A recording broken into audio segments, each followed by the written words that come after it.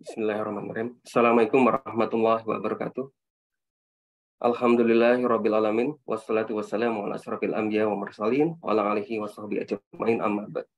Segala puji bagi Allah Tuhan semesta alam. Semoga salawat dan keselamatan tercurahkan selalu pada Nabi dan Rasul termulia kita Muhammad sallallahu alaihi wasallam beserta keluarganya dan para sahabatnya. Baik para jamaah sekalian, sebelumnya terima kasih banyak sudah bisa bergabung kembali bersama kita Badan Dakwah Islam PT Donggi Sonoro LNG dalam kajian Ramadan. Insya Allah untuk kajian kali ini akan diisi oleh Ustadz Amin Nur Baits dengan tema Aneka Kesalahan Malam Ramadan. Insya Allah jika Ustadz berkenan, kajian ini akan berlangsung selama kurang lebih 1,5 jam. Materi barangkali bisa sekitar 1 jam dan sisanya bisa untuk tanya jawab. Selama kajian berlangsung, dimohon agar posisi speaker dari para jamaah dalam keadaan mute agar kita bisa fokus mendengarkan suara dari Ustadz. Khusus untuk jamaah akhwat, kami mohon untuk tidak perlu membuka video atau kameranya. Setelah materi selesai, kami akan berikan kesempatan para jamaah untuk bisa bertanya melalui raise hand atau melalui chat. Baik Ustadz, untuk waktunya kami persilakan Ustadz. Tafadhol Ustadz.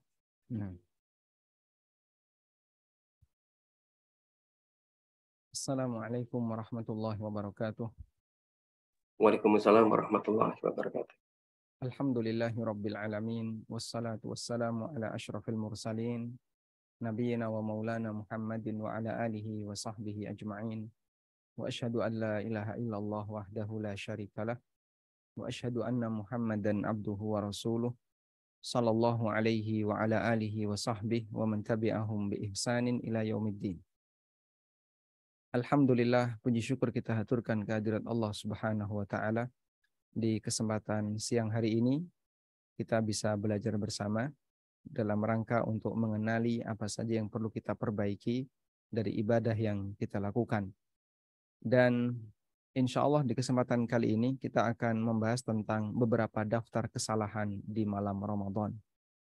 Seperti yang kita ketahui bahwa hanya di bulan Ramadan, di mana umat Islam menggabungkan dua ibadah besar, antara al-qiyam dan as-siyam, bainal qiyami was-siyam. Antara al-qiyam artinya qiyamul lail dan as-siyam yaitu puasa. Sehingga siang harinya mereka berpuasa dan malam harinya mereka banyak beribadah kepada Allah dengan melakukan aneka salat, salat tahajud, kemudian salat tarawih, salat witir, dan ibadah yang lainnya seperti qiraatul Quran. Sehingga ketika Ramadan, kaum muslimin menggabungkan bainas siyam wal qiyam, antara puasa dengan ibadah al-qiyam.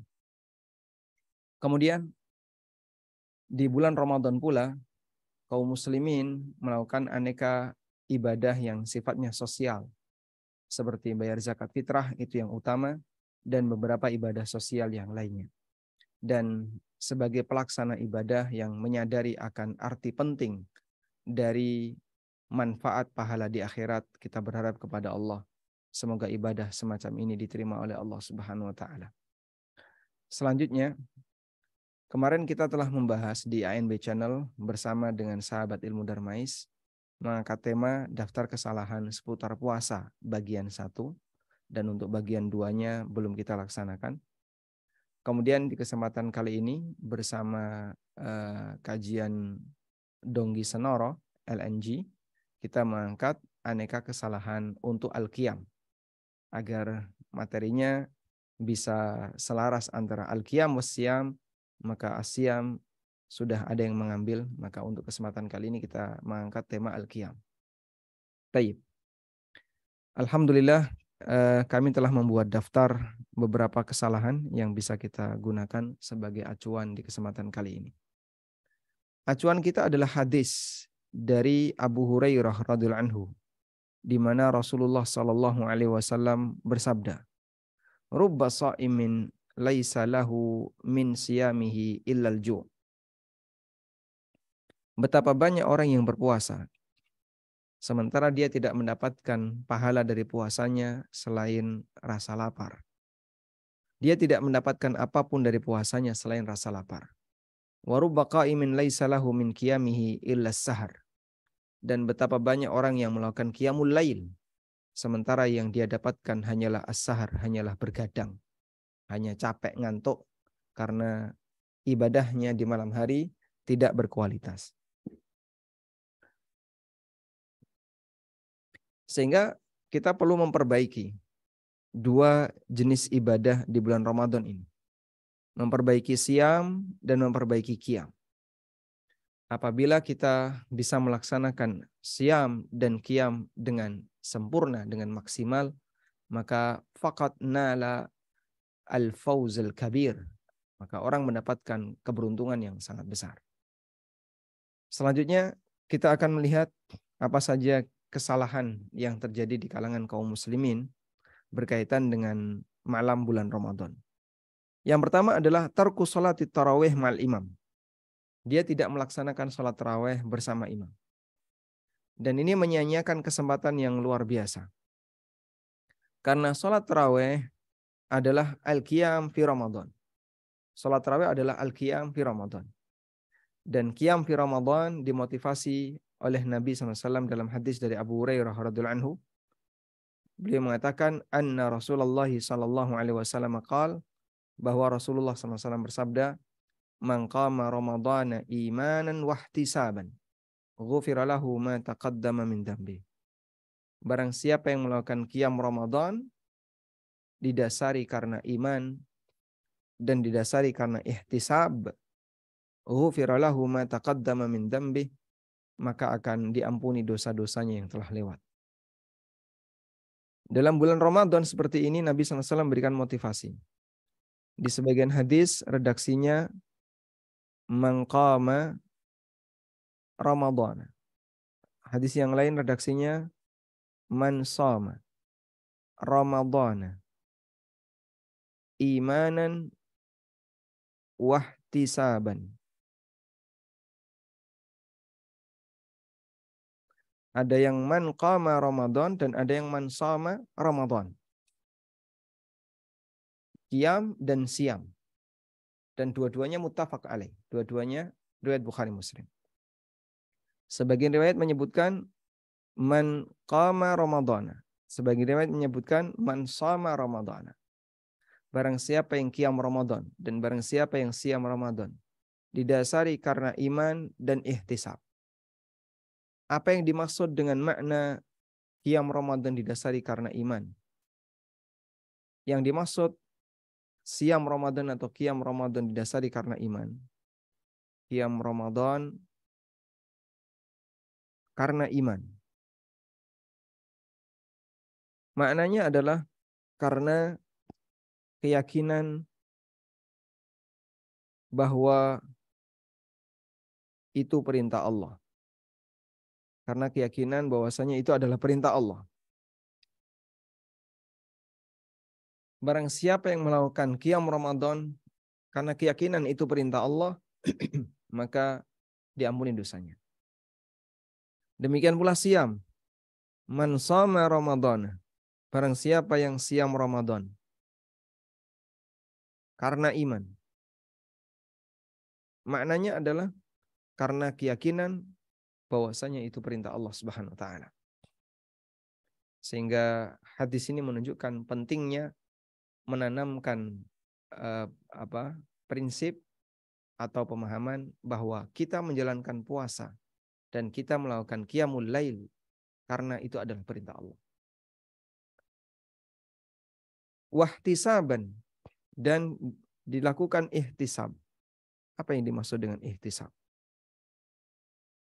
Ihtisab dari kata hasiba, yahsibu. Hasiba, yahsibu artinya menghitung.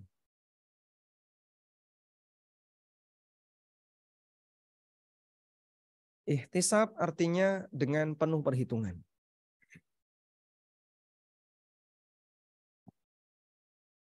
Dengan penuh perhitungan dalam arti perhitungan terhadap pahala. Sehingga orang yang ihtisab, dia berusaha untuk memperhitungkan nilai pahalanya. Maka orang yang melakukan ihtisab itu selalu menimbang untung ruginya apa, berapa nilai keuntungannya.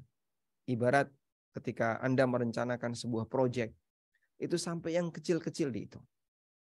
Sehingga sampai misalnya pengeluaran untuk listrik, sampai yang kecil-kecil dihitung, pengeluaran untuk SDM yang kecil-kecil dihitung, untuk transport yang kecil-kecil dihitung. Itulah proses ihtisab. Karena dia nggak mau rugi. Dan dia pinginnya untung besar. Sehingga kalau ada peluang yang kira-kira menguntungkan besar, maka diambil. Itulah proses ihtisab. Sehingga sampai ketika orang misalnya merencanakan, ini distribusi yang paling tepat untuk sebuah gas. Baiknya pakai apa misalnya? Apakah pakai peralon, ataukah pakai tangki, atau pakai apa? Orang memperhitungkan hal itu. Sampai dia harus investasi besar karena memperhitungkan nilai keuntungan kita nanti jangka panjang sekian. Itulah yang dimaksud dengan proses ihtisab. Dan orang ketika berdagang, orang ketika mencari dunia, mereka begitu semangat melakukan ihtisab. Maka seharusnya kita ketika mencari akhirat juga diiringi dengan ihtisab. Selalu memperhitungkan kira-kira di mana yang bisa menghasilkan keuntungan besar dan apa yang bisa menghasilkan atau yang menekan peluang resiko, peluang kerugian. Nah, Nabi SAW menyebutkan orang yang melakukan qiyam Ramadan diiringi dengan iman dan ihtisab, maka ghufira lahu ma taqaddama min dzambi. Dosa-dosanya akan diampuni.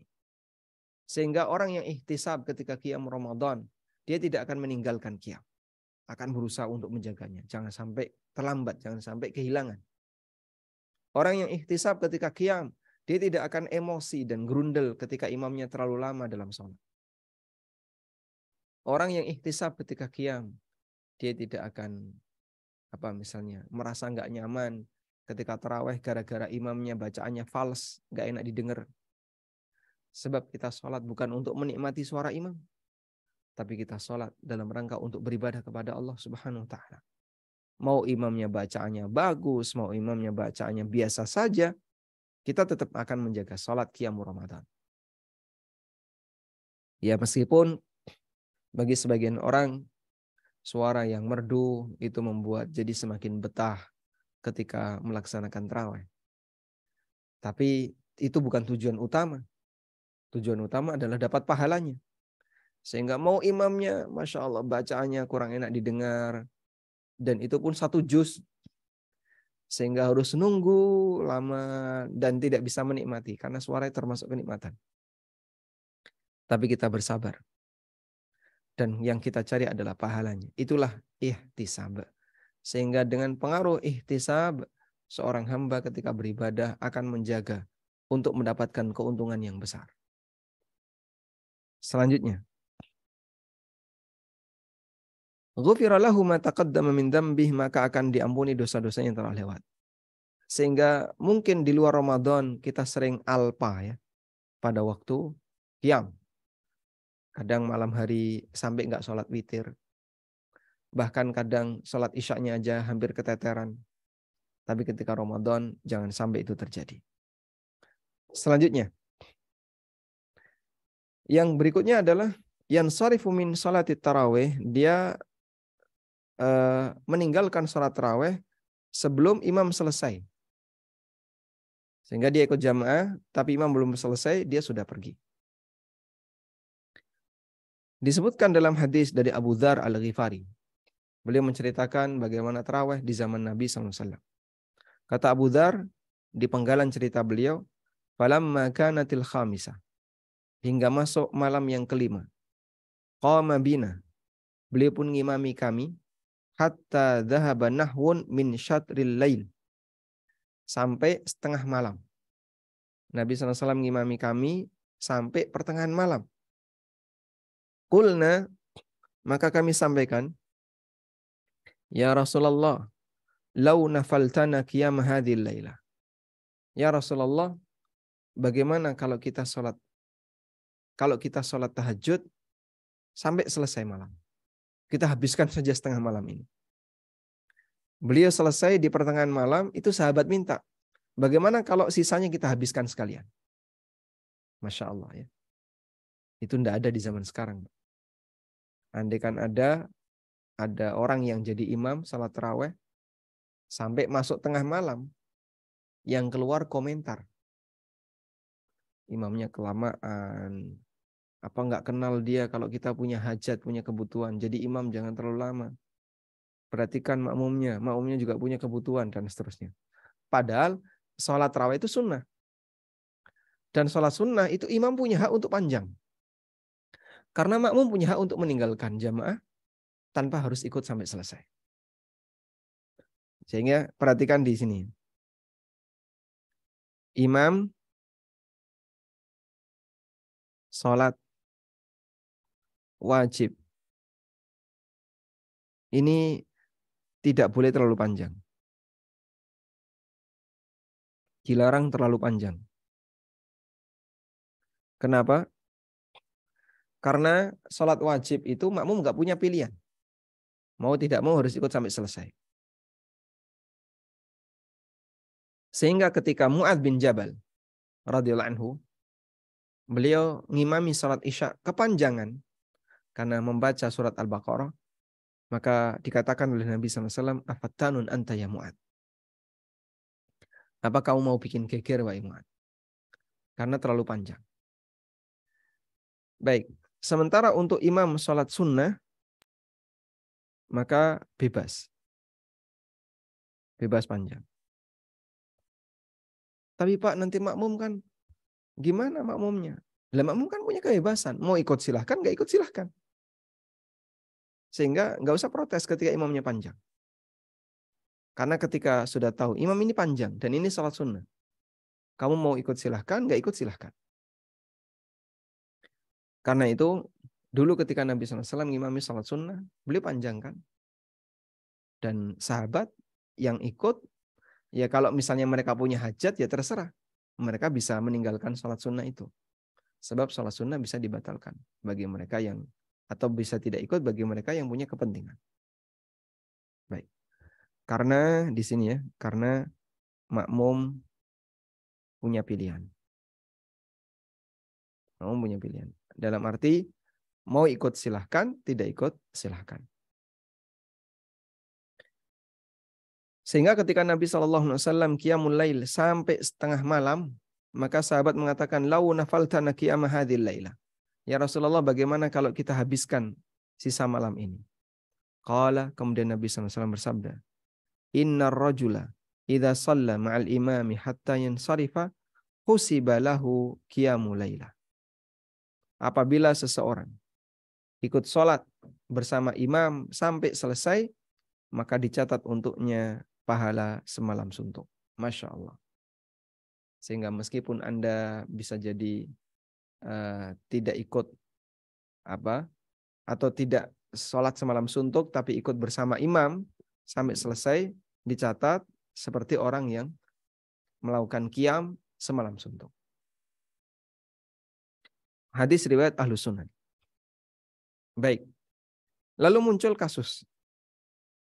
Di antara kasusnya adalah ada orang ingin tahajud atau makmum yang ingin tahajud. Makmum ingin tahajud di akhir malam. Mungkin sebelum sahur dia ingin tahajud terlebih dahulu. Terus bagaimana ini ketika dia ingin tahajud? Apabila dia ingin tahajud di akhir malam, sementara dia ikut tarawih bersama imam, apa yang harus dia lakukan? Yang pertama yang perlu dipahami, bahwa witir dianjurkan untuk dilakukan di akhir malam. Berdasarkan hadis dari Ibnu Umar radhiyallahu anhu, beliau pernah mengatakan, ij'alu akhir salatikum witra. Jadikan akhir dari salat kalian adalah salat witir.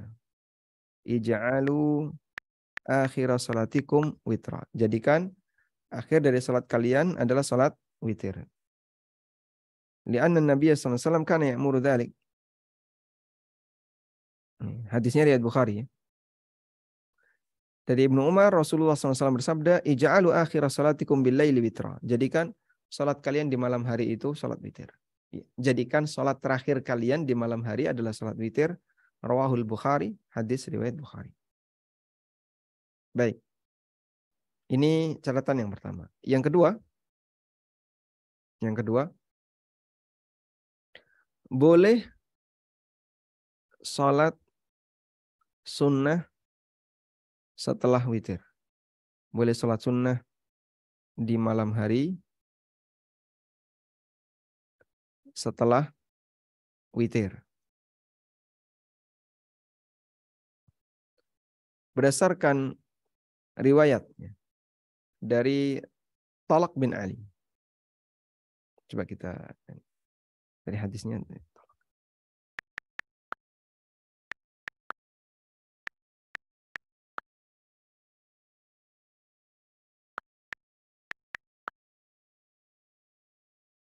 Shalla bi ashabi.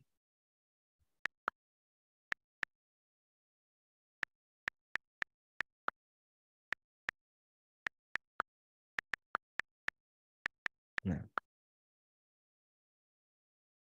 di sini terdapat hadis yang bisa kita jadikan sebagai acuan ya. Dari Qais bin Talak, beliau bercerita. Dari Qais bin Talak, Qais ini tabi'in. Sedangkan Talak bin Ali ini sahabat. Beliau menceritakan, Qais bercerita, Zarana Talak bin Ali. Ayahku yaitu Talak bin Ali pernah mengunjungiku. Fi yaumin min Ramadan, di suatu hari Ramadan. Wa amsa indana, dan beliau sampai malam di tempat kami. Fa'aftara, lalu beliau berbuka, tsumma qama bina al-lail, kemudian beliau ngimami kami salat malam. Wa autara bina, dan beliau ngimami salat witir. Tsumman hadar ilal masjid, kemudian setelah itu beliau menuju masjid. Fasalla bi ashabihi, lalu beliau ngimami teman-temannya yang ada di masjid. Hatta idza baqiyal witra qaddama rajulan, hingga ketika sampai mau salat witir, tinggal salat witir, beliau menyuruh seseorang untuk maju. Faqala, lalu beliau mengatakan, autir bi ashabik, silakan kamu imami untuk salat witir. Fa inni sami'tu nabiyya sallallahu alaihi wasallam yaqul, karena aku mendengar Nabi SAW bersabda, la witrani fi lailatin, tidak boleh ada witir dalam satu malam.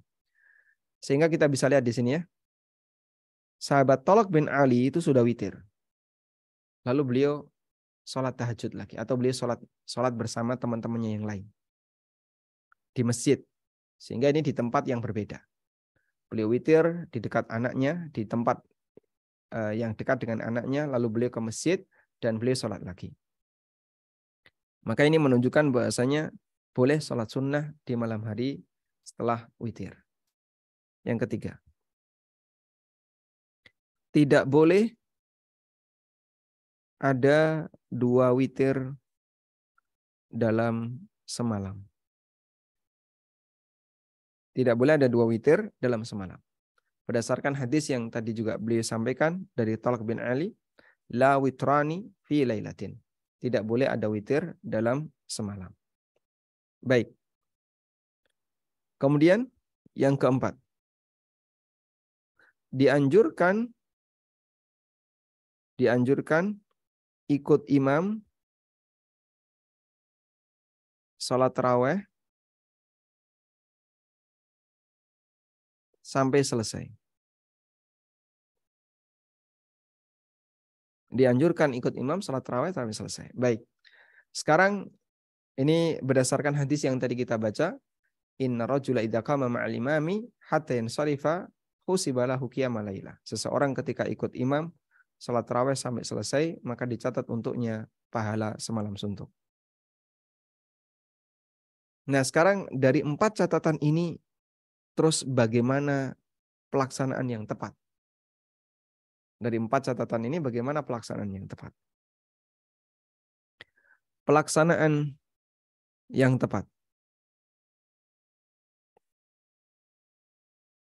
Ada dua cara yang diajarkan oleh para ulama. Cara yang pertama adalah berdiri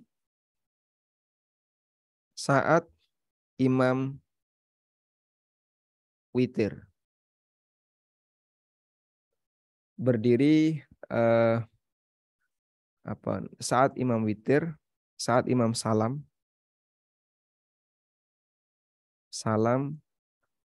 witir. Sehingga yang dilakukan oleh makmum ini adalah seperti ini. Ikut sholat witir,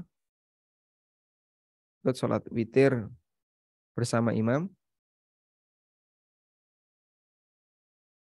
Ikut sholat witir bersama imam dengan niat sholat sunnah, dengan niat sholat mutlak. Sholat sunnah mutlak artinya ya seperti tarawih itu, 2 rakaat atau dia nambahkan penggenap 4 rakaat nanti. Kemudian plus tambah 1 rakaat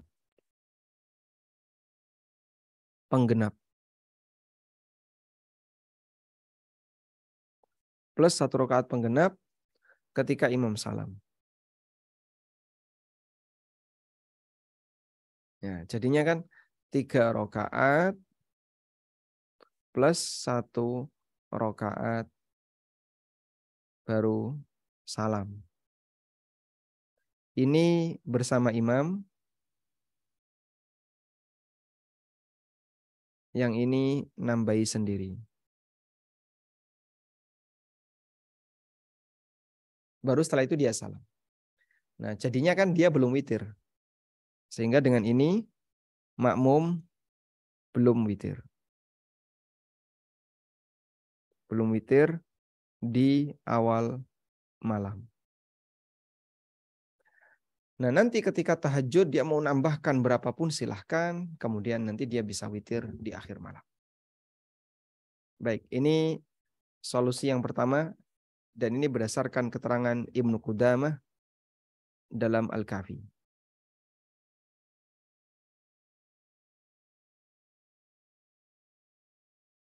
Di antara yang disarankan oleh Ibnu Qudamah dalam Al-Kafi adalah bahwa jika imam atau jika makmum ingin sholat di malam hari, maka yang bisa dilakukan seperti ini.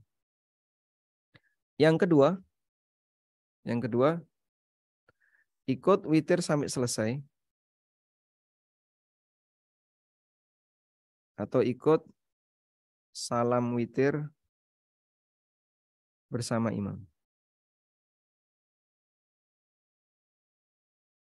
Ikut salam witir bersama imam. Sehingga imam salam, dia salam. Kemudian nanti ketika tahajud, saat tahajud, dia sholat 2 rakaat,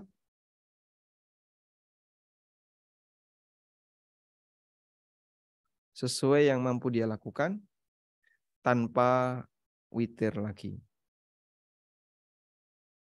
Ini sebagaimana dilakukan oleh Talq bin Ali. Ini praktek sahabat Talq bin Ali radhiyallahu anhu. Sahabat Talq bin Ali termasuk as-sabiqun al-awwalun. Beliau masuk Islam sebelum Fathu Mekah. Beliau masuk Islam sebelum hijrah. Sehingga ketika itu Nabi SAW masih berada di Mekah. Taib. Ini cara yang bisa dilakukan ketika orang mau melakukan tahajud di akhir malam sementara dia ingin ikut bersama imam.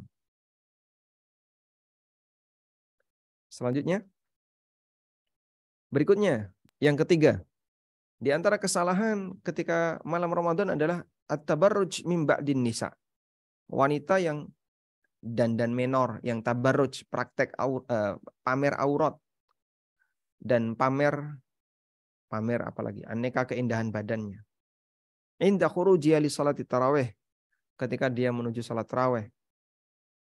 Padahal Allah berfirman, waqarna fi buyutikunna wala tabarrajna tabarrujal jahiliyatil ula. Tetaplah tinggal kalian di rumah kalian dan jangan melakukan tabarruj seperti tabarrujnya jahiliyah. Sehingga Masya Allah ya, yang laki-laki datang ke masjid rame-rame dengan yang perempuan. Rame-rame, yang laki-laki niatnya cuci mata, yang perempuan niatnya dicuci matanya. Maka yang satu nyari perhatian, yang satu pengen memperhatikan. Dan itu terjadi di bulan Ramadan. Sebagaimana juga terjadi ketika Idul Fitri. Sehingga yang satu dandan semenarik mungkin bisa dilihat oleh lawan jenis. Yang satu memperhatikan untuk bisa menikmati. La haula wala quwata illa billah. Coba kita lihat hadis berikut. Dari Abu Hurairah radhiyallahu anhu, Nabi SAW bersabda, ayyuma imra'atin asabat bakhuran fala tashhad ma'ana al-isya al-akhirah. Wanita siapapun yang memakai bakhur, bukhur, parfum asap. Wanita siapapun yang memakai bukhur, fala tashhad ma'ana al-isya al-akhirah, maka enggak boleh ikut salat isya bersama kami. Sehingga bisa jadi wanita ya, dia berdandan di malam hari, terus pakai parfum, kemudian masuk isya, dia berangkat. Dilarang oleh Nabi SAW. Tidak boleh. Yang pakai bukhur, nggak boleh ikut sholat isya. Masya Allah. Sampai ada larangan seperti itu, karena ini bisa memicu terjadinya fitnah bagi lawan jenis. Hadis riwayat Muslim. Anda sedang beribadah kepada Allah, menghadap Allah, maka jaga sopan santun. Sehingga berangkat dalam posisi aurat tertutup rapi, tidak menampakkan lekuk tubuh, dan pulang dalam posisi aurat tertutup rapi, tidak menampakkan lekuk badan. Dan tidak transparan tentu saja.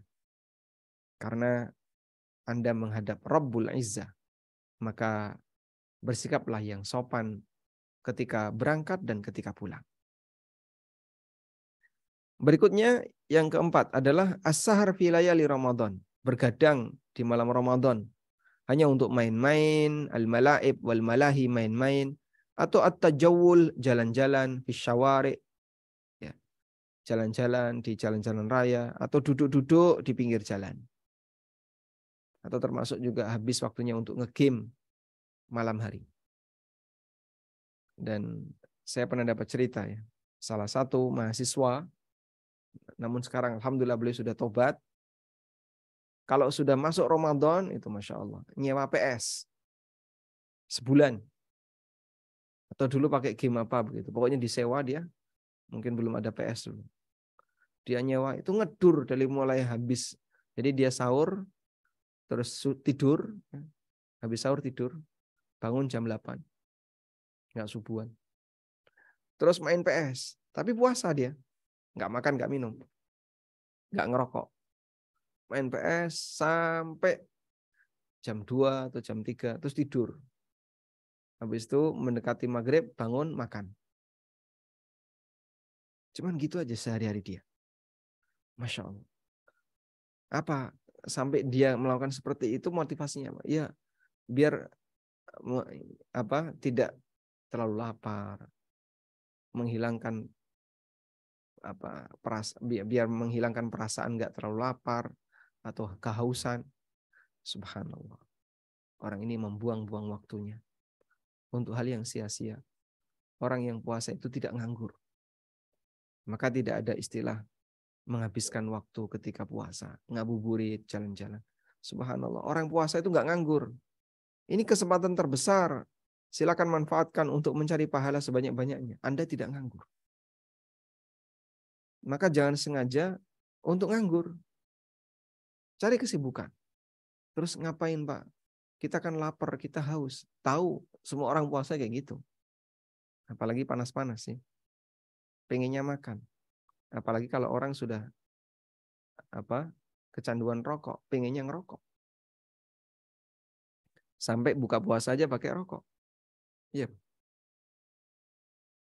Nggak makan nggak apa-apa, yang penting nyekel rokok. Subhanallah. Anda tidak nganggur. Ramadan itu bukan bulan pengangguran dan bukan bulan untuk buang-buang waktu, bulan untuk produktif. Terus apa yang dilakukan? Ibadah. Setelah ibadah ngapain? Capek, Pak. Capek istirahat. Tapi istirahat, dalam bayangan dia istirahat yang saya lakukan adalah untuk merencanakan ibadah berikutnya. Istirahat untuk merencanakan ibadah berikutnya. Masya Allah. Sehingga bukan istirahat itu sebagai sasarannya. Tapi istirahat ini hanyalah karena saya capek, saya lelah, maka saya butuh istirahat. Silahkan istirahat untuk merencanakan ibadah berikutnya. Dari Abu Barzah Al-Aslami radhiyallahu anhu, beliau mengatakan, "Kana Nabi sallallahu alaihi wasallam yakrahu an-nauma qabla al-isya wal haditsa ba'daha." Nabi SAW itu benci orang yang tidur sebelum isya dan ngobrol setelah isya. Sehingga sebelum isya, kalaupun lelah ya sebaiknya jangan tidur. Kecuali kalau terpaksa, saya nggak kuat Pak. Baik, silahkan Anda tidur, tapi harus pasang alarm biar nanti nggak kebablasan. Atau bila perlu pesan kepada keluarganya. Saya tak tidur dulu ya. Karena saya ngantuk sekali, saya mau tidur dulu setelah maghrib. Tolong nanti saya dibangunin. Jika saya nggak bangun-bangun, maka tolong saya dimandikan, dikafani dan disolati. Ani bin Mas'udin radhiyallahu anhu qala an-nabiy sallallahu alaihi wasallam. Dari Ibnu Mas'ud radhiyallahu anhu, Nabi sallallahu alaihi wasallam bersabda, "La samara illa li musallin aw musafir." Tidak boleh bergadang kecuali orang yang salat, kecuali untuk yang salat atau ketika sedang safar. Karena musafir itu biasanya bergadang. Perjalanan yang paling nyaman itu malam hari. Ini di masa Rasulullah SAW, sebab mereka harus melintasi padang pasir yang demikian panas. Malam hari itulah kesempatan yang paling nyaman. Hadis riwayat Ahmad. Dan kebiasaan orang yang ada di Jazirah Arab, Allah sebutkan rihlatas syita'i was saif. Mereka melakukan perjalanan ketika musim panas dan musim dingin. Kalau musim dingin mereka ke Yaman. Ketika musim dingin ke Yaman tuh agak anget. Kalau musim panas mereka ke Syam. Di Syam musim panas itu agak dingin. Sehingga perjalanan mereka di musim panas dan musim dingin, ketika musim panas mereka melakukan perjalanan di malam hari. Meskipun suhunya juga sangat panas ya. Tapi itu lebih mending daripada siang hari. Kemudian berikutnya, taqdimus suhur qabla waqtihi al-masyru'. Makan sahur sebelum waktunya. Qala An-Nawawi, sekarang batasan waktu sahur itu kapan? Jadi begini ya. Makan sahur itu ibadah. Makan sahur bukan makan sahur ya. Kadang nggak makan juga. Melakukan sahur itu ibadah.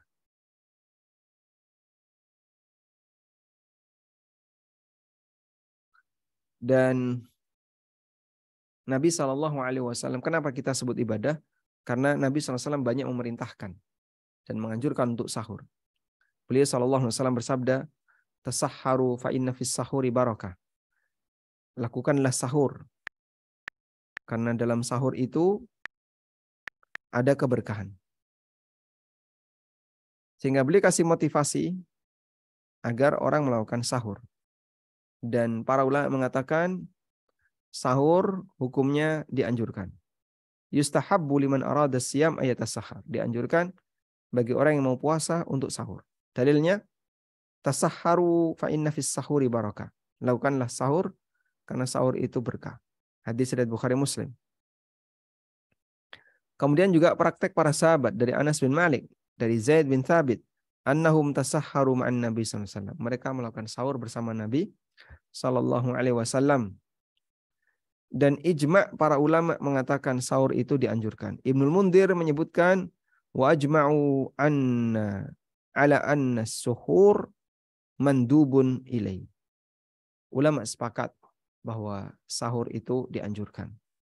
Demikian pula keterangan Al-Qadhi Iyad, ajma'al fuqaha ala anna as-suhura mandubun ilai, laisa biwajib. Ulama sepakat sahur itu dianjurkan. Ibnu Qudamah juga mengatakan tentang anjuran sahur, kami tidak menjumpai adanya khilaf ulama. La na'lamu fihi bainal ulama'i khilafan. An-Nawawi juga sama. Wa ajma'al ulama ala istihbabis suhur. Ulama sepakat dianjurkan untuk makan sahur. Al-Aini, Badruddin Al-Aini juga menyebutkan yang sama. Ujiba bi annahu amrun nadbin bil ijma'. Dijawab bahwasanya sahur itu sifatnya anjuran dengan ijma' ulama. Masya Allah. Ada banyak sekali nukilan ijma' yang menunjukkan bahwasanya sahur itu dianjurkan. Sehingga sahur adalah ibadah sunnah. Namun untuk bisa melakukan sahur harus dilakukan pada waktunya. Harus dilakukan pada waktunya. Jika tidak dilakukan pada waktunya, maka tidak sah sebagai kegiatan sahur. Artinya dia tidak mendapatkan pahala sahur. Sehingga jika di luar waktu, maka tidak dapat fadilah sahur, keutamaan sahur. Baik, sekarang sahur itu batasan waktunya kapan? Nah, di sini ada keterangan An-Nawawi. Qala An-Nawawi, kata An-Nawawi dalam Al-Majmu' Syarh Muhadzab. Waktu suhur baina nisfil lail wa tulu'il fajri. Waktu sahur itu antara tengah malam sampai terbit fajar. Sampai subuh. Dalam Hasyiyah Ad-Dasuki, ini ulama mazhab Malikiyah, disebutkan wa yadkhulu waqtu sahur binisfil laili al-akhir. Waktu sahur itu dimulai sudah masuk sejak pertengahan malam akhir. Wa kullama ta'akhkhara kana afdala. Semakin di akhir makin afdal. Karena terdapat riwayat bahwasanya Nabi SAW mengakhirkan sahur bihaitsu yakunu ma baina faraghihi minhu wa bainal fajri qadra ma yaqra'ul qari' 50 ayat. Di mana jarak antara selesainya sahur beliau dengan salat subuh jaraknya kurang lebih orang membaca 50 ayat. Wa ulima mimma qulnahu annal akla qabla nisfil lail laisa sahuran. Dari apa yang telah kami sampaikan bisa disimpulkan bahwa makan sebelum pertengahan malam bukan sahur. Makan sebelum pertengahan malam bukan sahur. Misalnya ya, nanggung ini, kita mau sholat, mau tidur sampai ngedur.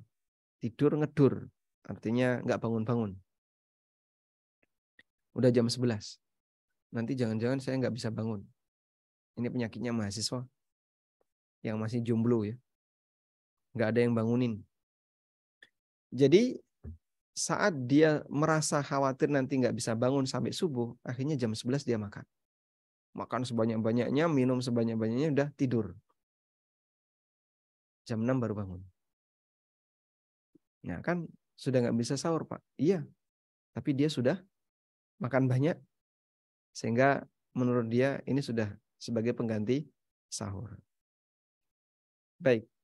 Dan kata dalam Hasyiyah Ad-Dasuki disebutkan, kalau belum masuk pertengahan malam, maka tidak bisa disebut sahur.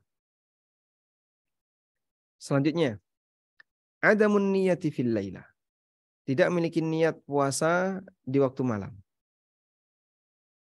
Dari Hafsah radhiyallahu anha, Rasulullah sallallahu alaihi wasallam bersabda, "Man lam yubayyit asyama qabla al-fajri." Barang siapa yang belum memiliki niat puasa sebelum subuh, fala siyamalahu, maka tidak ada puasa baginya.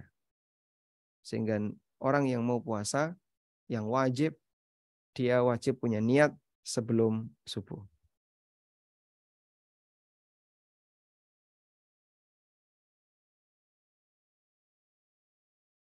Apabila dia puasa wajib, maka niat puasa harus sudah ada sebelum subuh.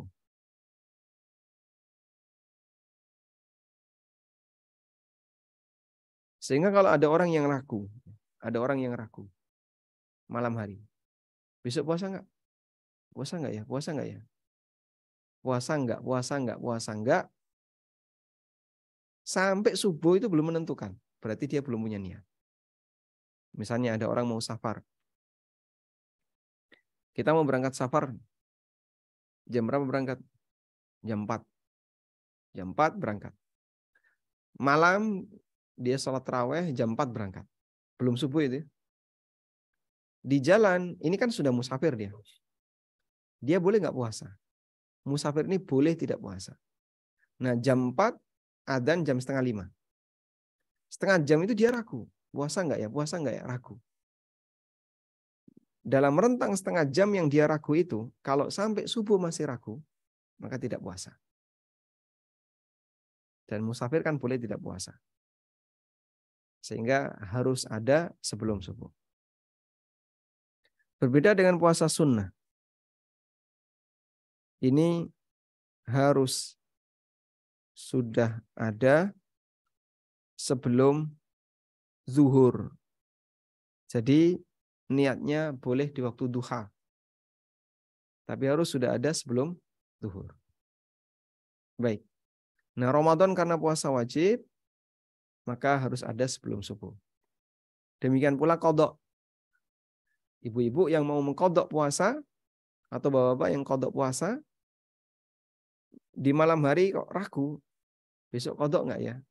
Qadha enggak, puasa enggak puasa? Ragu. Kok sampai subuh masih ragu? Maka dianggap tidak berpuasa. Wallahu a'lam. Mungkin demikian yang bisa kita sampaikan. Semoga menjadi kajian yang bermanfaat. Wassallallahu ala nabiyyina Muhammadin wa ala alihi wa sahbihi wasallam. Baik Ustaz, syukran jazakallahu khair atas materinya. Pada para jamaah yang ingin bertanya dipersilakan, kalau ada yang mau bertanya langsung bisa raise hand. Saya coba bacakan, ada pertanyaan di chat Ustaz. Silakan. Bismillah, izin bertanya Ustaz, jika belum sempat sholat isya sedangkan imam sudah sholat taraweh, apa kita tetap bisa menjadi makmum dengan niat sholat yang berbeda? Baik. Apabila imam sholat isya, kita belum sholat isya ya, kemudian imamnya sudah sholat tarawih, bisa nggak kita langsung gabung dengan imam? Jawabannya bisa. Karena pendapat yang lebih kuat diperbolehkan adanya beda niat antara imam dengan makmum. Sehingga dalam posisi ketika Anda ingin ikut sholat isya bersama imam yang sholat tarawih, hukumnya boleh. Wallahu a'lam. Baik, di chat sementara ini belum ada pertanyaan lagi. Kalau ada jamaah yang ingin bertanya langsung, dipersilakan, Bapak Ibu.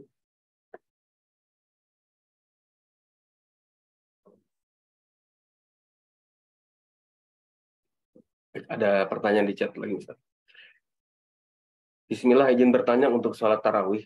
Mana yang lebih abdol antara sholat tarawih di masjid dekat rumah, namun masih ada campuran bid'ahnya, dengan sholat tarawih di masjid sunnah yang letaknya agak jauh dari rumah, Ustaz? Baik, ada dua pertimbangan yang perlu kita perhatikan berkaitan dengan memilih masjid. Pertama adalah pertimbangan kesempurnaan ibadah, dan yang kedua pertimbangan kemaslahatan dakwah. Dan dua pertimbangan ini kita akan lihat mana yang lebih dominan. Untuk kesempurnaan ibadah, tentu kita akan lebih mengambil masjid yang di situ tidak ada amalan-amalan yang aneh-aneh. Pengennya kita ya sholat taraweh bisa dengan khusyuk, tidak pakai teriak-teriak, dan tidak ada zikir-zikir yang tidak disyariatkan.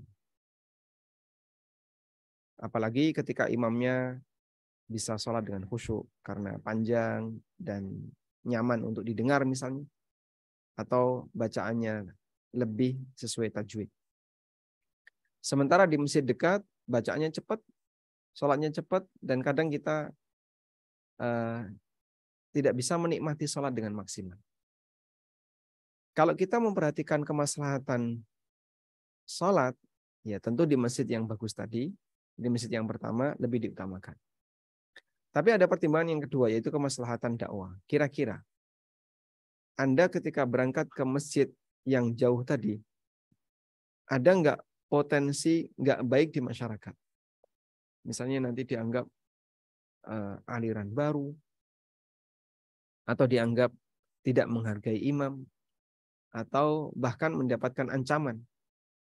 Kalau ada potensi seperti itu, maka sebaiknya Anda sholat di masjid dekat dalam rangka ta'liful qulub, dengan ketentuan selama sholat di situ masih sah. Kemudian kalau misalnya Anda ingin nambahkan ibadah yang lebih maksimal, misalnya saya ingin sholat lebih panjang dan seterusnya, nanti silahkan ditambahkan di rumah. Selesai di masjid, Anda pulang dan tambahkan di rumah. Tapi kalau tidak terlalu besar pengaruh terhadap dakwah, enggak kok masyarakat sini enggak kenal saya, sehingga saya mau pergi, mau apa, mereka juga enggak bakalan nyari, dan kayaknya saya tidak begitu diperhitungkan keberadaannya di masjid, maka silakan Anda menuju masjid yang tarawihnya lebih bagus. Karena insya Allah tidak ada pengaruh terhadap masalah kemaslahatan dakwah. Wallahu a'lam. Baik Ustaz, ada lagi Ustaz di chat. Yang pertama, mohon penjelasan syar'i terkait qiyam Ramadan bagi muslimah. Bukankah sebaiknya kami melaksanakan di dalam rumah? Bagi Kemudian, muslimah, nah, bagi muslimah qiyam Ramadan lebih baik dilaksanakan di dalam rumah. Dan bagaimana dengan kesempatan sholat jamaah bersama imam? Karena Anda lebih baik sholat di rumah, maka kualitas pahalanya yang bisa didapatkan. Sebab Nabi SAW mengatakan, wa buyutukunna khairul lakun. Rumah kalian lebih baik bagi kalian dibandingkan ketika kalian sholat berjamaah di masjid, dan waktu itu konteksnya adalah Masjid Nabawi. Coba bayangin ya, sholat di Masjid Nabawi yang nilainya 1000 kali lipat, tapi Nabi SAW ketika mendapatkan laporan ada ibu-ibu yang mau sholat di Masjid Nabawi, beliau malah ngasih motivasi. Rumah kalian lebih baik daripada masjid. Sehingga mereka dimotivasi sebaiknya sholat di rumah saja. Kalimat itu menunjukkan bahwasanya pahala sholat di rumah yang dilakukan oleh wanita lebih besar. Cuman ada pertimbangan yang lain, yaitu pertimbangan masalah semangat. Kalau saya sholat di rumah, itu ngantuknya luar biasa. Angop, bolak-balik menguap ya. Sehingga sholatnya nggak semangat. Karena sendirian. Ketika dia tidak ada teman, akibatnya dia tidak bisa maksimal dalam melaksanakan sholat, maka dalam kondisi ini bisa jadi lebih baik dia ke masjid, agar sholatnya bisa lebih maksimal.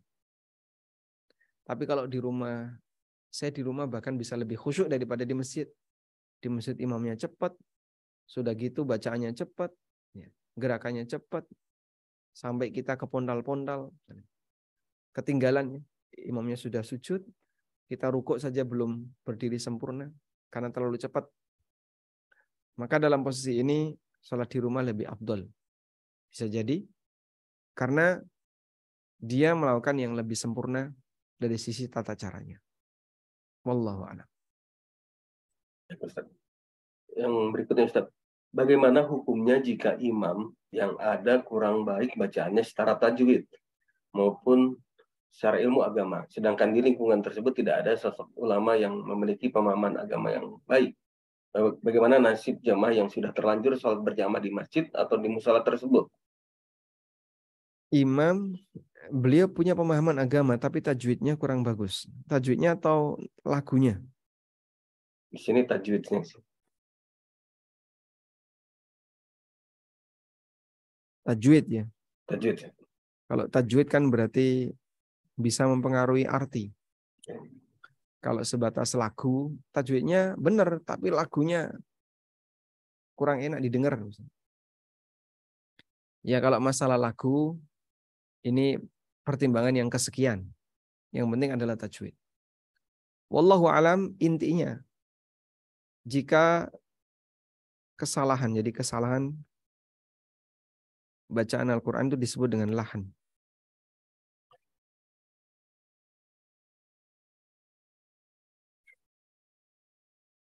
Lahan itu artinya kesalahan baca Quran.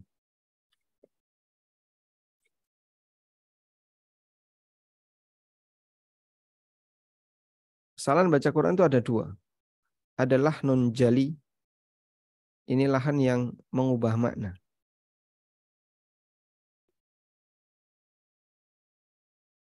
Dan ada lahan khafi, ini yang tidak mengubah makna.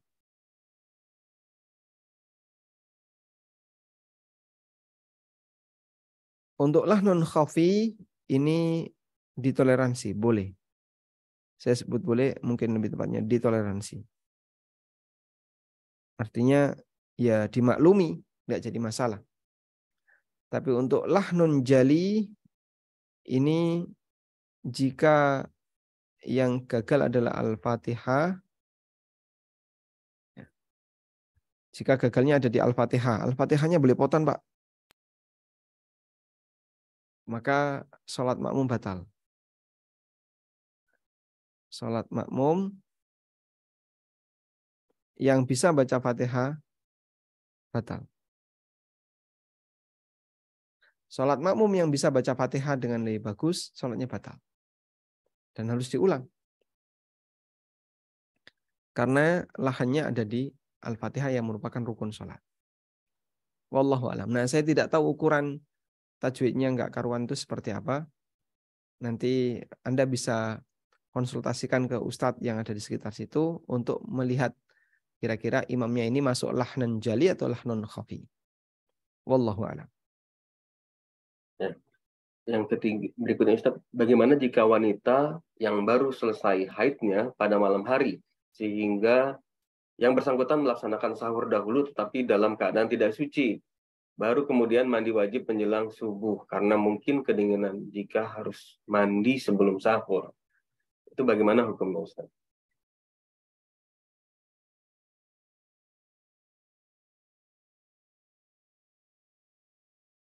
Baik, coba kita lihat hadis ini.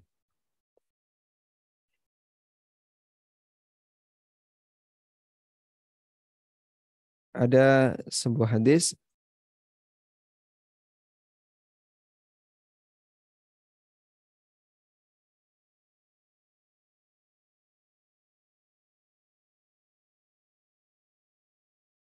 dari Aisyah radhiyallahu anha dan Ummu Salamah radhiyallahu anha. Anna Rasulullah sallallahu alaihi wasallam kana yudrikuhul fajr. Kana yudrikuhul fajru wa huwa junubun. Nabi SAW pernah ketemu waktu subuh wa huwa junubun min ahli, sementara beliau dalam posisi junub karena hubungan badan. Tsumma yaghtasilu wa yasum. Kemudian beliau mandi dan beliau puasa. Baik. Sehingga dari sini kita bisa mengambil kesimpulan bahwa wanita yang suci di malam hari, lalu kalau dia mandi itu nanti mengancam tidak bisa sahur, maka mana yang lebih baik, makan sahur dulu ataukah mandi dulu? Jawabannya silakan makan sahur dulu. Sudah? Selesai sahur, langsung mandi. Karena mau sholat subuh. Di tengah mandi kok terdengar adzan subuh, atau bahkan selesai sahur sudah adzan subuh, lalu dia mandi suci dari haid, padahal sudah subuh. Jawabannya tidak masalah. Dan itu tidak mempengaruhi keabsahan puasa. Nah, kesimpulannya begini. Bahwa junub saat puasa. Junub saat puasa itu tidak membatalkan puasa.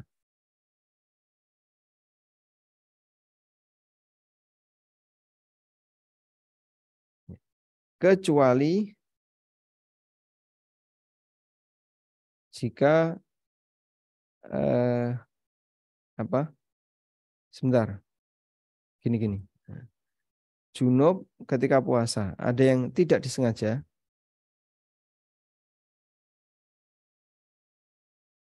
Ada yang pengaruh pengaruh sebelum subuh, ada yang disengaja setelah subuh.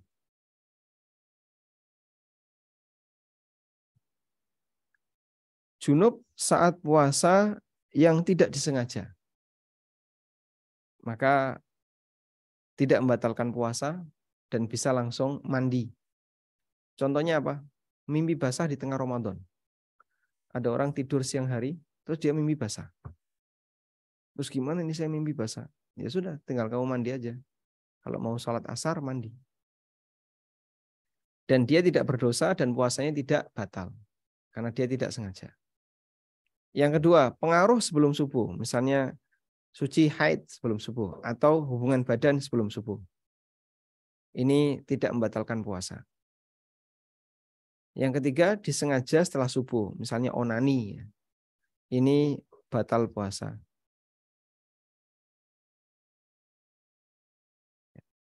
Kenapa batal? Karena junubnya disengaja. Termasuk misalnya orang melakukan hubungan badan di siang hari atau setelah subuh, maka bisa menyebabkan batal puasa. Wallahu a'lam. Baik, Ustaz. Yang berikutnya, apakah boleh berniat puasa untuk sebulan Ramadan penuh untuk mengantisipasi lupa berniat pada malam hari sebelum subuh setiap harinya? Bolehkah niatnya jadi satu? Ya. Jawabannya, ulama beda pendapat dalam hal ini. Jumhur mengatakan niat itu harus setiap malam. Ya. Sehingga malam tadi niat, nanti malam niat lagi, nanti malam niat lagi. Pendapat kedua mengatakan bahwa niat untuk ibadah yang berkelanjutan itu boleh ditaruh di depan. Ya, ibadah yang berkelanjutan seperti Ramadan. Puasa Ramadan itu kan nggak boleh bolong. Tiap hari harus puasa sepanjang bulan Ramadan. Maka boleh diniatkan sekali di depan. Sehingga tidak jadi masalah untuk itu. Dan ini adalah pendapat Imam Ibnu Utsaimin dan beberapa ulama yang lainnya. Karena itu boleh niat di awal Ramadan jadi satu daripada nanti lupa. Dan sebenarnya niat itu cukup mudah. Karena ketika Anda sadar ini adalah malam Ramadan dan bahkan Anda melakukan taraweh, bahkan sahur, sudah banyak indikator kalau Anda mau puasa. Karena tidak mungkin ada orang tiba-tiba makan jam berapa? Jam 3 malam atau jam 4 makan. Itu nggak mungkin. Kalau bukan karena dia ingin puasa. Maka begitu dia sahur, sudah otomatis dia itu punya niat untuk berpuasa. Dan niat tidak perlu dilafalkan, karena mau dilafalkan maupun tidak, yang dihitung adalah apa yang ada dalam hati. Wallahu a'lam. Baik, Ustaz, ini terkait niat juga. Mengenai bacaan niat puasa itu, apakah boleh pakai bahasa Indonesia? Untuk niat puasa mau pakai bahasa apapun, pada asalnya sebenarnya tidak perlu dilafalkan. Karena yang namanya niat itu otomatis ada dalam hati. Kunci niat itu apa sih? An-niyah yal ilmu. Kunci niat adalah ilmu. Ketika orang mengetahui dia mau berbuat apa, berarti dia sudah punya niat.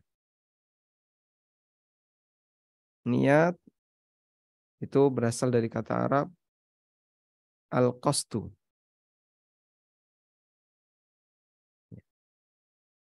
Artinya maksud, bermaksud.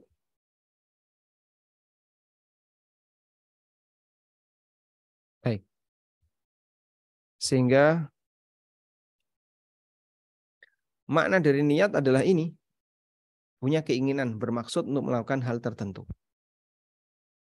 Dan niat dengan makna al-qasdu ini, kata kuncinya adalah al-ilmu. Dia mengetahui.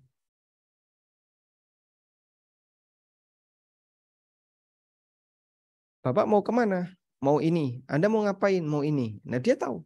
Nah dia sadar. Maka kalau sudah seperti ini, dia sudah berniat. Sehingga ada sampai ungkapan mengatakan, an-niyah hiyal ilmu. Niat itu hakikatnya adalah pengetahuan, tahu apa yang mau dilakukan, itulah niat. Dan tidak mungkin orang tidak punya niat ketika beramal. Sampai ada sebagian ulama yang mengatakan, lau kullifna bi'amalin laisa fihi niyah lakana min taklifi ma la yutaq. Andai kan kita dikasih tugas untuk melakukan amal yang tidak boleh dilakukan kecuali tanpa niat, amal yang hanya boleh dilakukan dengan tanpa niat, maka akan menjadi amalan yang mustahil untuk bisa dikerjakan. Karena tidak mungkin. Jadi kamu harus beramal, tapi tanpa niat. Wudhu itu sudah punya pasang niat. Tuh, kamu kok ngapain wudhu? Ya mau sholat. Sudah pasang niat. Sehingga tidak mungkin orang itu bisa beramal tanpa niat, tidak mungkin. Wallahu a'lam. Baik Ustaz. Ini ada pertanyaan terkait witir. Tadi sudah sempat Ustaz jelaskan, tapi ditanyakan lagi Ustaz. Setelah tarawih melakukan sholat witir, bagaimana jika ingin sholat tahajud lagi dan ditutup witir lagi? Apakah boleh witir 2 kali? Sholat tahajud sebelumnya sudah tidur dulu. Tadi sudah kita sampaikan ya. Nah, Yes. saya ulang sedikit. Jadi yang pertama bahwa sholat taraweh lalu kita ikut sampai selesai bersama imam, hukumnya boleh. Nah, ini kesimpulannya. Jadi ada beberapa kesimpulan. Witir dianjurkan untuk dilakukan di akhir malam. Boleh sholat sunnah di malam hari setelah witir. Kemudian yang ketiga, tidak boleh ada 2 witir dalam semalam. Kalau sudah witir bersama imam, nanti kalau tahajud jangan witir lagi. Yang keempat, dianjurkan ikut imam sholat tarawih sampai selesai. Nah, maka dalam pelaksanaannya ada dua nasihat yang disampaikan oleh ulama. Nasihat yang pertama, ketika imam dapat 3, makmum berdiri ke rakaat yang keempat. Nambahi, jadinya dia belum witir. Pendapat yang kedua, ikut salam witir bersama imam, dan nanti kalau mau sholat malam, tahajud, ya silahkan 2 rakaat. Tapi tidak boleh witir lagi. Wallahu a'lam. Baik Ustaz. Sebentar. Ada lagi Ustaz di chat. Bismillah, untuk batas waktu sahur apakah saat mulai azan subuh atau saat selesai azan subuh atau bagaimana Ustaz? Saat masuk waktu subuh. Nah, masuk waktu subuh itu ditandai dengan apa di tempat kita? Dengan adzan. Kecuali kalau adzannya meragukan. Adzannya kayaknya kecepatan. Nah, masalahnya di Indonesia ada polemik itu. Jadinya sempat membuat kita jadi ragu. Ada yang mengatakan subuhnya terlalu kecepatan 10 menit. Ada yang mengatakan, oh itu sudah pas. Jadinya ada khilaf dalam menentukan berapa adzan yang tepat. Namun sebagai kehati-hatian seorang muslim seharusnya, begitu terdengar adzan pertama, adzan subuh pertama yang Anda lihat ini tepat waktu atau sesuai dengan jadwal yang bisa kita lihat di internet, maka insya Allah itu valid sehingga Anda tidak boleh makan minum kalau sudah masuk subuh. Tetap nekat makan minum ya batal puasanya. Karena batasnya adalah wa kulu washrabu hatta yatabayyana lakumul khaytul abyadu minal khaytil aswadi minal fajr. Silakan makan dan minum sampai kelihatan benang putih di atas benang hitam di waktu fajar. Sehingga diizinkan untuk makan dan minum sampai terbit fajar. Wallahu a'lam. Di chat sudah tidak ada pertanyaan lagi, Ustaz. Mungkin kita beri kesempatan kalau ada yang mau bertanya langsung, barangkali. Silakan. Bu Lasma mau bertanya, Bu? Secara langsung.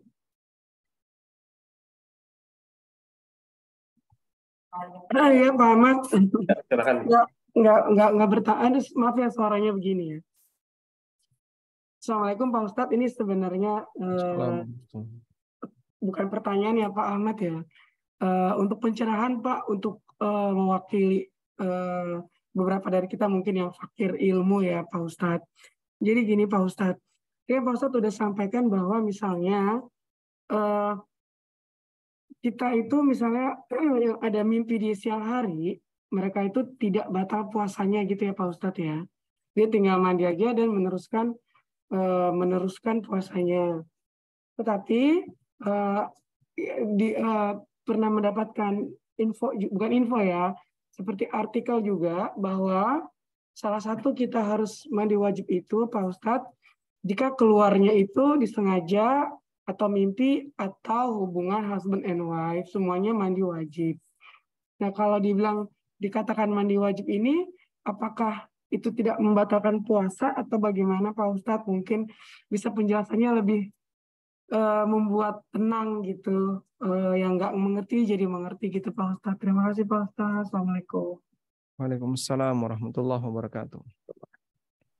Jadi berkaitan dengan masalah junub itu ada dua hal yang perlu dibedakan. Sebab junub dan mandi junub ya. Mandi junub itu dilakukan ketika ada sebab junub. Saya ulang ya. Coba saya tuliskan. Jadi ada sebab junub, ada mandi junub. Ada sebab junub. Lalu ketika dapat sebab junub, orang jadi junub. Orang itu jadi junub. Nah, ini dihilangkan dengan mandi junub.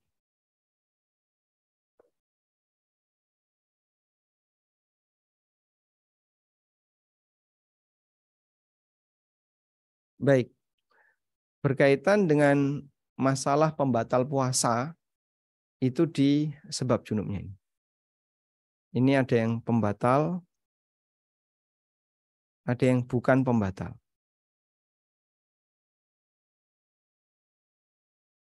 Ada di sebab junubnya. Kalau junubnya saja itu tidak membatalkan. Tapi sebab junubnya yang bisa membatalkan. Nah, untuk sebab junub yang membatalkan puasa apa saja? Hubungan badan, jelas. Terus apa lagi? Melakukan onani. Ini bisa membatalkan puasa. Tapi kalau sebab junubnya itu mimpi basah, tidak batal puasa. Ya.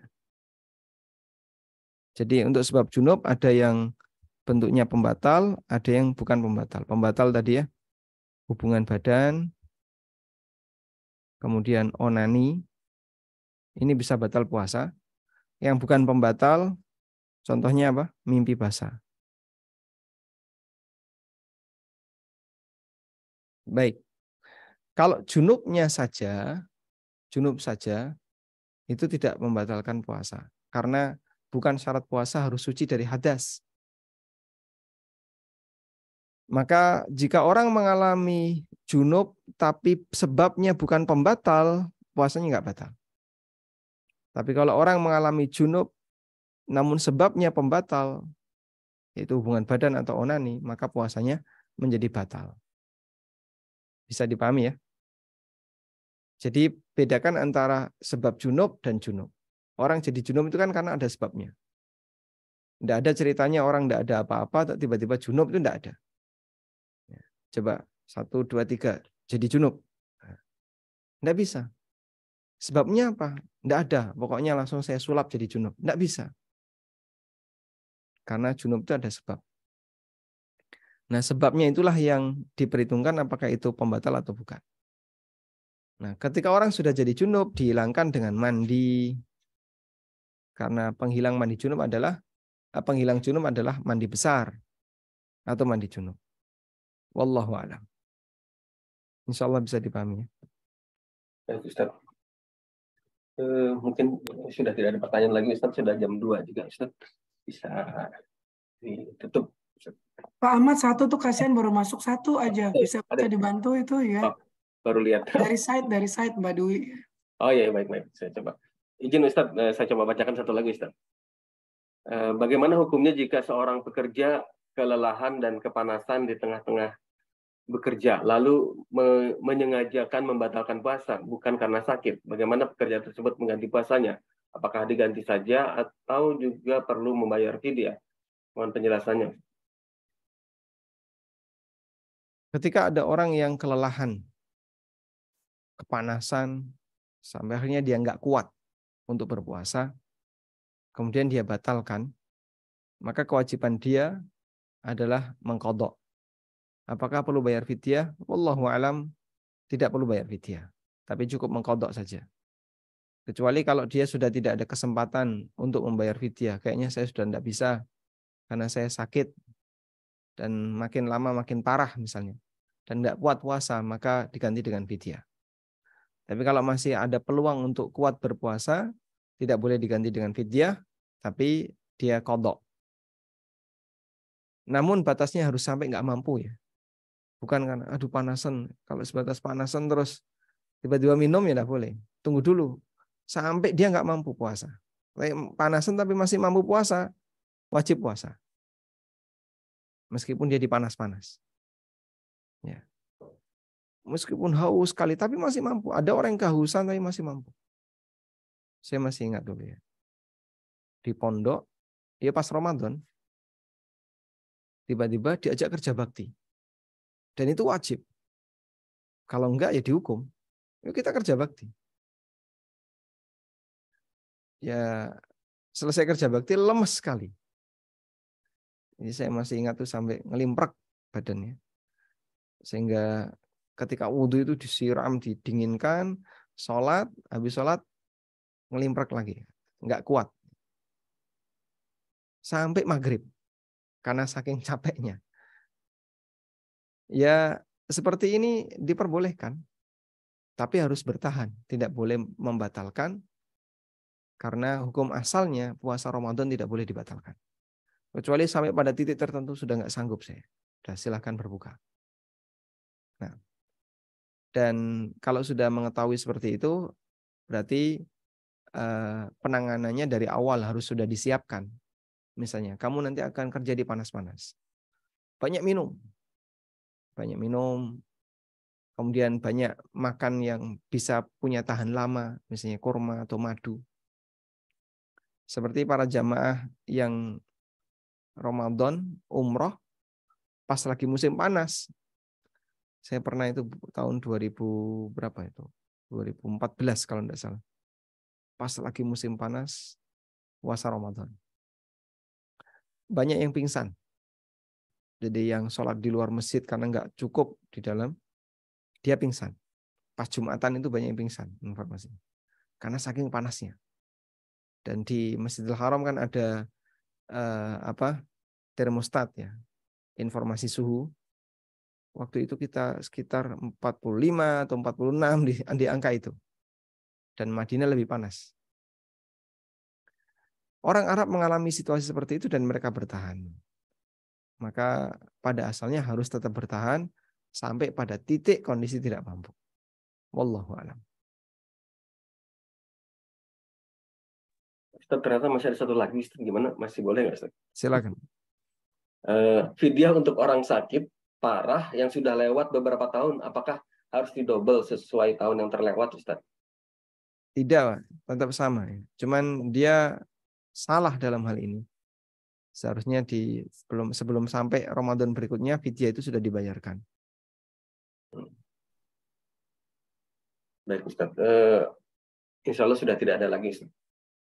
Baik, demikian. Semoga apa yang kita bahas ini bermanfaat. Allahumma anfa'na bima 'allamtana wa 'allimna ma yanfa'una warzuqna ilma. Wa sallallahu ala nabiyyina Muhammadin wa ala alihi wa sahbihi wa sallam. Wa akhiru da'wana alhamdulillahi rabbil alamin. Wassalamualaikum warahmatullahi wabarakatuh.